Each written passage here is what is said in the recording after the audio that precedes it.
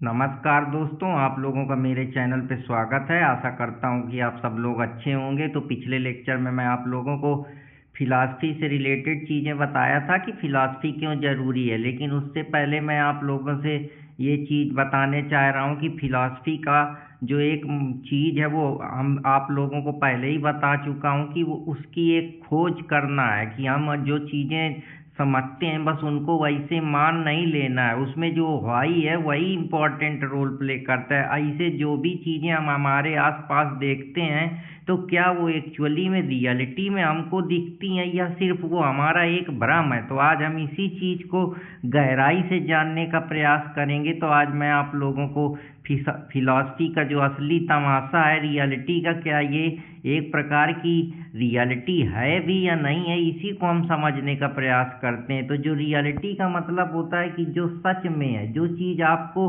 साफ साफ दिख रही है या आप उसका अनुभव कर पा रहे हैं, चाहे आप कोई माने या ना माने, पर हर आदमी को वो चीज़ें रियल लगती हैं। तो ये आपके दिमाग की सिर्फ एक कहीं मेंटालिटी तो नहीं है या आप उसको रियल मान के बैठ चुके हैं। तो रियल क्या है, आज इसी के बारे में इंक्वायरी करते हैं और समझने का प्रयास करते हैं। अब जैसे मान लीजिए कि आप कुछ चीज देखते हैं, एक आदमी कहीं गया, उसने देखा कि कुछ लहरा रहा है। अब वो लहरा रहा है, दूर से ऐसा लग रहा है कि जैसे कोई आदमी है। जब पास में गया तो पता लगा कि वो कपड़े की कुछ चीज थी जो मनुष्य की तरह, जैसे हम गांव देहात में जाते हैं तो खेत में आदमी कोई सांड ना घुस जाए या कोई उसके खेत में ना घुस जाए तो आदमी लोकल बना के रखे रहता है कि ये एक्चुअली में आदमी रक्षा कर रहा है। लेकिन जब हम पास में देखते हैं तो वो कहीं बरसाती का बना होता है या प्यार का बना होता है। तो ये सब चीज़ें होती हैं और हमको लगता है कि एक्चुअली में वहाँ कोई बैठा है जो सही सही आदमी है। लेकिन जब हम पास में जाते हैं तो हमारा मन जो होता है वो भ्रमित हो जाता है, उसको ऐसा लगता है पता नहीं यार हम कहाँ फंस गए। और जब हम देखते हैं तो हम ये पाते हैं कि एक्चुअली में वो हमारा भ्रम था, वो रियलिटी नहीं थी। तो बस ऐसी ही चीज़ें हैं कि जिनको आप रियल मान के बैठ चुके हैं, कहीं वो आपका भ्रम तो नहीं है जी। आपको ऐसा लगता है कि यार ये चीज़ है जो सच्चाई है, पर जब आप उसको दूर से पाते हैं तो वो ऐसा समझ में आता है कि एक्चुअली में वो रियल नहीं था, वो सिर्फ एक आपकी ऑब्जेक्टिविटी थी जिसको आपने खोजा था। तो रियलिटी वो नहीं है जो आप अपनी आंखों से देखते हैं, बल्कि वो है जो आपकी समझ को खोलती है, आपके सोचने का दायरा खोलती है। तो रियलिटी को बस हम इसी प्रकार से समझ सकते हैं कि बहुत सारी चीज़ें हमारे आसपास होती हैं पर हम उनको एक्चुअली में रियल मानते हैं। तो रियल किसको मानते हैं? जो आपके सम्मुख अभी चल रही है या एक्सपीरियंस कर रहे हैं या आप उसको देख रहे हैं, महसूस कर रहे हैं। तो क्या महसूस करना, क्या फिजिकल रियलिटी के फिजिकल का मतलब जो चीज़ें आपको दिख रही हैं फिजिकली तौर पे आपके पास विद्यमान है, जिसको जो आप देख सकते हैं, जैसे कि आप अपनी आंखों से इस संसार का अनुभव करते हैं। तो क्या संसार रियलिटी है ये या मिथ्या है? जैसे कुछ कहते हैं कि जो जगत है वो माया है, ब्रह्म ही असली रियलिटी है। तो अलग अलग अपने अपने मतभेद हैं। आज मैं इसी चीज को हम लोग डिटेल में समझेंगे। तो फिजिकल रियलिटी का मतलब होता है जो देख सकते हैं। अब क्या देख सकते हैं? देखने के लिए तो बहुत सारी चीज है, आदमी है, पेड़ है, पौधे हैं, इतना बड़ा संसार है, गाड़ी है, बंगला है लोगों का, और भी जो चीज, मेला है, हुजूर है, पूरी जिंदगी जो एक है ये तमाशा है। तो क्या यही रियलिटी है? तो रियलिटी को आप समझने का प्रयास करते हैं कि मिट्टी को जैसे आप देखते हैं, पानी को देखते हैं, हथौड़ा को देखते हैं, अपने आसपास की हरियाली देखते हैं, लोगों को देखते हैं, बड़े बड़े जो चीजें हैं, हवाई जहाज है, गाड़ी है, कुछ भी आप समझ लीजिए जिसको आप देख रहे हैं, अपनी आंखों से अनुभव कर रहे हैं, कोई घर का अप्लायंस है, ये सब चीजें क्या है? ये फिजिकल रियलिटी है। तो ऐसा क्या एक्चुअली में है या सिर्फ अभी आप देखते हैं लेकिन थोड़ी देर बाद पाते हैं कि वो चीज आपके दिमाग से उचट गई?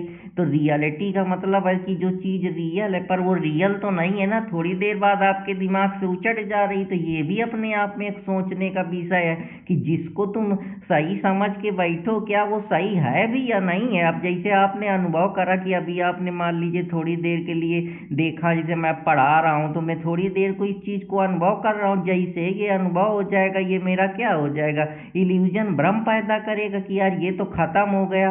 ऐसे दुनिया की हर चीजें हैं, हर सुख है, लेकिन हम उसको रियल मान के बैठे कि हमको जिंदगी भर मिलेगा, और यही हमको जो है हमारे अंदर समस्याएं पैदा करने लगता है, हमको टेंशन में ला देता है, क्योंकि हम चाहते हैं कि वो ऐसे ही चलता रहे, लेकिन जब थोड़ी देर बाद वो चीज़ हमारे एक्सपीरियंस जो होते हैं वो अनुभव ख़त्म हो जाता है। जैसे खाते हैं, पीते हैं, नहाते हैं, हर चीज़ का अपना अनुभव है, खेलते हैं, कूदते हैं, सोते हैं, लेकिन थोड़ी देर बाद पाते हैं कि थोड़ी थोड़ी समय के बाद ये सब छूमंतर हो जाता है। तो फिर हमको ऐसा प्रतीत होने लगता है कि कहीं ये माया तो नहीं है, जैसे शंकराचार्य कहते हैं कि ये दुनिया जो है वो एक मिथ्या है, माया है, जिसमें सब लोग खोए हैं, किसी को कुछ नहीं मालूम है। तो क्या कहीं ये इल्यूजन तो नहीं है?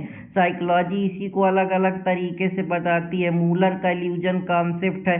तो इन सब चीज़ों पे मैं डिटेल में बात करूंगा, और जब मैं आप लोगों को साइकोलॉजी का लेक्चर पढ़ाऊंगा तो उस पर और हम डिटेल में बात करेंगे। तो जो लोग मेरे चैनल पे हो, चैनल को लाइक सब्सक्राइब कर लें और अपने दोस्त अर्पित कुमार इलाहाबादिया के साथ जुड़े रहें। तो अब मैं मेंटल रियलिटी की बात करता हूँ कि क्या रियलिटी सिर्फ फिजिकल है, या हमारे दिमाग में भी कुछ ऐसे न्यूरॉन्स हैं जो हमेशा तड़पते रहते हैं, सोचते रहते हैं, जो हमको सपना आया कि मुझे बड़ा बनना है, फिर थोड़ी देर बाद सपना है कि चलो कुछ खा लेते हैं, थोड़ी देर बाद सपना है कि चलो कहीं घूम लेते हैं, किसी से बात कर लेते हैं। तो क्या यही रियलिटी है? लेकिन थोड़ी देर बाद पाते हैं कि यार ये सब चीज़ें फिर ख़त्म हो गई, फिर हम अचानक से जो ख्याली पलाव में खोए रहते हैं कि ये पा जाएंगे तो यही सही है, ये नहीं पाएंगे तो समस्या क्रिएट हो जाएगी, ये नौकरी मिल जाएगी तो मेरी ज़िंदगी अच्छी हो जाएगी, मैं ये पेपर निकाल लूँगा। लेकिन जब आप थोड़ी देर बाद अनुभव करते हैं तो आपको लगता है कि ये अनुभव ज़्यादा देर का नहीं था। जब वहाँ पहुँचे तो पता चला कि जो मैं सोच के बैठा था वहाँ भी मेरे को कुछ नहीं मिला, बस एक्सपीरियंस ही वो एक था। आपके पास अभी करोड़ रुपए नहीं तो आपको बहुत बड़ा लगता है, क्योंकि वो आपको अभी लगता है कि मिल जाएगा तो क्या होगा, लेकिन जब वो मिल जाएगा तो बस एक एक्सपीरियंस ही होगा, अब उसके बाद क्या करेंगे। तो ऐसे ये आपके अंदर क्यूरियोसिटी पैदा करती है, आपको परेशान करती है। यही इमेजिनेशन है जो आपको सोचने के लिए मजबूर करता है, और यही इमेजिनेशन आपको आगे चल के एक्शन लेने के लिए आपकी थिंकिंग में परिवर्तन करता है, जिससे आपके जो न्यूरॉन्स हैं वो एक्टिव होते हैं और किसी काम को करने के लिए। नहीं तो आदमी कुछ करे ना पड़ा रहे। जैसे कि पूरा जो संसार है, कुछ बड़े बड़े फिलोसफर हैं वो इसको इम्पटीनेस बताते हैं, जैसे नागार्जुन का कॉन्सेप्ट है, निहिलिज्म का कॉन्सेप्ट है पॉलिटिकल साइंस में। तो ऐसे ही है जो कि आपके अंदर ये कहीं ना कहीं फियर पैदा करता है, डर पैदा करती है, यार मेरी जिंदगी कहीं ऐसे ही तो नहीं चली जाएगी जो मैं कुछ कर ही ना पाऊँ। तो ये जो फियरनेस है ये आपको कुछ क्रिएशन करने के लिए अवसर देता है कि आप कुछ क्रिएट करें। इसीलिए बड़े बड़े फिलासफर हुए हैं, चाहे वो सट्रे हों, चाहे किरकेगार्ड हों, कहते हैं कि एग्जिस्टेंशियल फिलॉसफी है कि आप सब पे डाउट कर सकते हैं लेकिन अपने एग्जिस्टेंस पे तो डाउट नहीं कर सकते हैं। ऐसा डिकार्ट बोलता है, ऐसा मैं नहीं कह रहा हूँ। तो ये सब चीज़ें जो कहीं ना कहीं आपके अंदर भ्रम डालती हैं। थोड़ी देर बाद आप सोते सोते पाते हैं कि आप रईस हो गए, लेकिन जब एक्चुअली में आपकी आँख खुलती है तो आपको लगता है कि यार मैं तो वहीं हूँ। तो फिर इसमें सवाल ये पैदा होता है कि क्या सभी कुछ इल्यूजन में है, या सिर्फ हमको ऐसा लग रहा है। तो बस यहीं से आदमी का दिमाग जो होता है वो गोल हो जाता है, और जब उसका दिमाग गोल हो जाता है तो उसको लगता है यार मैं एक्चुअली में इतना समझदार बन रहा था लेकिन मैं फ्लॉप हो जाता हूँ। तो जब आप फ्लॉप हो जाते हैं तो आपको ये समझ में आने लगता है कि आप कितना भी ब्रिलियंट बन ले, जो बड़े बड़े अपने को 30 मार खान समझते हैं वो यहीं आके गुम हो जाते हैं। और जब उनको कुछ नहीं समझ में आता तो वो एक ऐसी चीज को ढूंढते हैं जो उनके बिलीफ को जिंदा रख सके, तभी बिलीफ पैदा होता है, तभी हमारा जो भ्रम होता है फिर हम वो चीजें मानने लगते हैं। मानने इसीलिए लगते हैं क्योंकि अब हमको लगता है यार यहाँ से हमारा दिमाग खत्म है, अब हमारी सोचने की क्षमता खत्म है, और जब सोचने की क्षमता खत्म हो जाती है तभी हमारे अंदर वो बिलीफ पैदा होता है। बिलीफ एक की साइकोलॉजिकल कंडीशन है जो आपको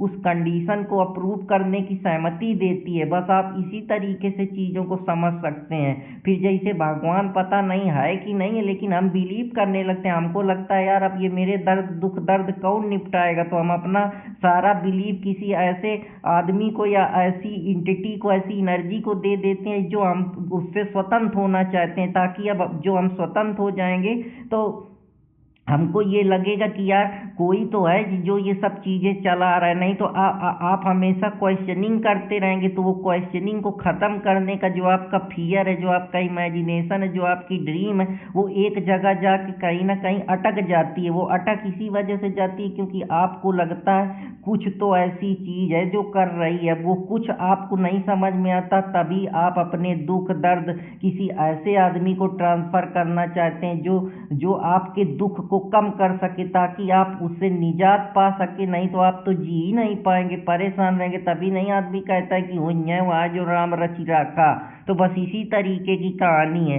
स्पिरिचुअल रियलिटी यही बताती है कि ये जो सांसारिक जो हमारे अंदर की हम रियलिटी है, या स्पिरिचुअल जिसको हम आध्यात्मिक रियलिटी बोलते हैं, तभी हम ईश्वर की तरफ जाते हैं। नहीं अगर जवानी भर हमको ईश्वर के कहे ध्यान नहीं आता, क्योंकि तब हमको ये लगता है कि यार हमारे हम सब कर लेंगे। लेकिन जब बुढ़ापा में हमको लगता है कि अब मैं मरने वाला हूँ, मेरे पास फियर होने लगता है मेरा क्या होगा, या मैं बूढ़ा हो गया और मेरे हाथ पैर काम नहीं करते, तभी तो आपको भगवान की याद आती। तब जो आपका बिलीफ है वो किसी ऐसे आदमी की, यार कुछ ना कुछ तो है, कुछ ना कुछ तो रियल है जो चल रहा है, कि मैं बूढ़ा हो रहा हूँ, मेरे शरीर में परिवर्तन हो रहे हैं, हजारों कोशिकाएं बनती हैं, इसके बाद कोशिकाओं का विभाजन होना कम हो जाता है। जैसे हेनफ्लिंक की जो है, बाद में साइंटिफिक इस पे उन्होंने अपना वो करा कि कोशिकाएं हैं जो जीवन भर उनका डिवीजन होता रहता है, लेकिन एक समय आने के बाद कोशिकाएं जो होती हैं वो जर्जर हो जाती हैं, अब उनमें कुछ नहीं होता।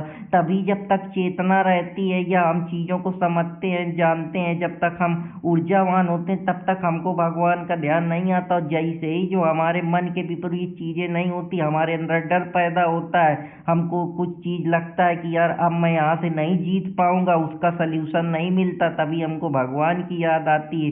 तो बस इसी प्रकार से रियलिटी काम करती है कि एक इंसान सपने में देखता है कि उसका ट्रैक्टर उड़ रहा है, जब उड़ता है तब उसको लगता है कि हाँ ये सब सपने में अभी देख रहा है, लेकिन जब थोड़ी देर बाद उठता है तो पता चलता है कि वो तो वहीं पड़ा है, वो उसका एक भ्रम था। तो वो पता लगता है कि थोड़ी देर का एक्सपीरियंस था जो रियलिटी में भले नहीं था, लेकिन एक इमेजिनेशन थी, एक सपना, मेंटल रियलिटी तो माइंड में बनी थी। जैसा कार्ल जंग बोलता है कि एक हम खुद बनना चाहते, एक शैडो है जो हमको अंदर से परेशान करती है। अब जैसे मैं खुद बनना चाह रहा हूँ कि हाँ मैं पढ़ा रहा हूँ फिलॉसफी, लेकिन बहुतों को लग रहा होगा मेरे अंदर की शैडो है कि हाँ मैं कहीं जानबूझ के दिखा तो नहीं रहा हूँ कि लोग मुझको माने कि मैं फिलॉसफर हूँ। तो इस प्रकार से आप समझिए, जिसको वो हीरो बोलता है कि कुछ चीज़ें होती हैं जो बदलती नहीं। जैसे हीरो जाता है मूवी में, अपनी चीज़ दिखाता है जो है कि मैं ही सब कुछ हूँ, तो बस उसी प्रकार से तुम हीरो बनने का प्रयास कर रहे हो, एक ब्रेवनेस दिखा रहे हो। तो बस इसी प्रकार से कुछ चीज़ें जो चलती हैं, तो ये एक प्रकार से हम कह सकते हैं कि दुनिया के हिसाब से नहीं, जो चीज़ें हैं रियलिटी हर लेवल पे अलग होती है। जैसे माइंड की रियलिटी आपने देख ली, फिजिकल रियलिटी देख ली, कुछ कह रहे हैं कि शरीर मर जाता है, आत्मा हमेशा रियल बनी रहती। तो क्या सच्चाई है जहाँ से हमारी सोचने की समस्या खत्म हो जाती, बस फिलॉसफी वहीं से शुरू होती। वाई तो वाई इसी प्रकार से काम करता है कि वही है ना कि आदि अंत को थाए न पावा, मत यन रूप निगमस गावा। कहने का मतलब है कि ना किसी को आदि का पता है, शुरुआती, ना अंत किसी को मालूम है, सब अपनी बुद्धि के हिसाब से अपना विवेक लगा रहे हैं। तो बस फिलॉसफी इसी प्रकार से काम करती है कि रियलिटी किसी को नहीं मालूम, हर लेवल पे अलग अलग हो सकती है। जो आप सपने में अभी रियल लगता है, थोड़ी देर बाद जब वो एक्सपीरियंस खत्म हो जाता है तो ऐसे लगता है कि यार मैं कहीं भ्रम में तो नहीं जी रहा हूँ। तो वही इल्यूजन है, ये बहुत ही खतरनाक है। इसीलिए जो शंकराचार्य इतनी जल्दी उन्होंने समझ लिया कि ये जो जगह है मिथ्या है, इल्यूजन है। तो इसको अगर आप समझेंगे गहराई से तो आपको जरूर समझ में आएगी। जैसे प्लेटो का वर्ड ऑफ फॉर्म है, प्लेटो कहता है कि ये दुनिया एक डुप्लीकेट है, जिसको तुम रियल मान के बैठे हो, क्या वो एक्चुअली में रियल है? आप भी तो डुप्लीकेट हैं। आपको लगता है मैं, लेकिन मैं क्या?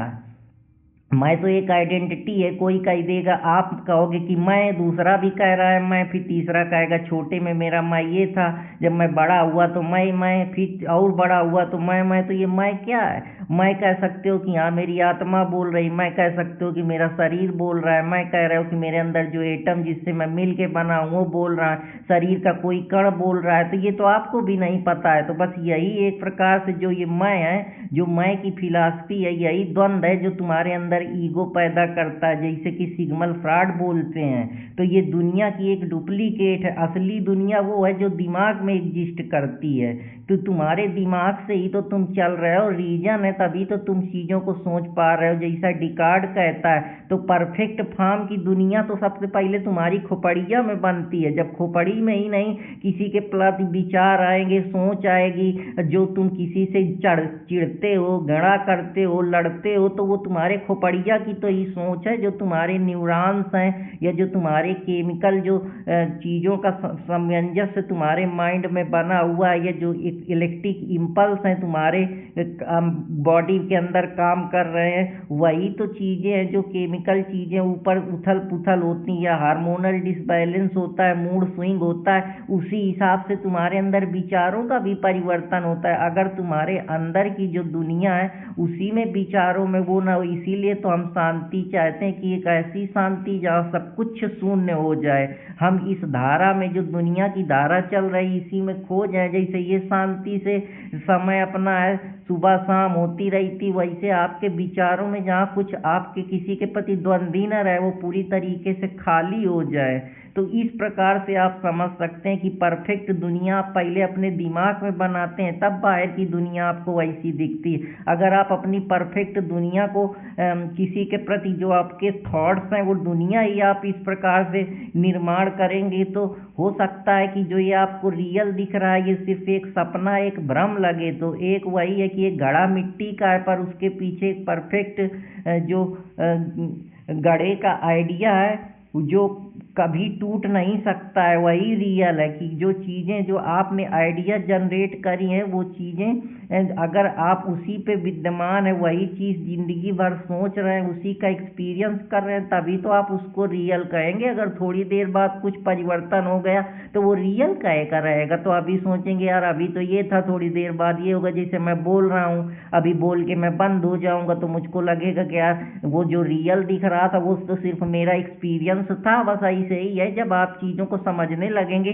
तो आप बहुत चीज़ों से नीचे निकल जाएंगे। ऐसे अद्वैत वेदांत की फिलॉसफी है, इंडियन फिलॉसफी, जिसमें शंकराचार्य ने बोला है कि इस संसार में ब्रह्म ही एक सत्य है, जगत मिथ्या है। मतलब क्या है कि ईश्वर ही सच है।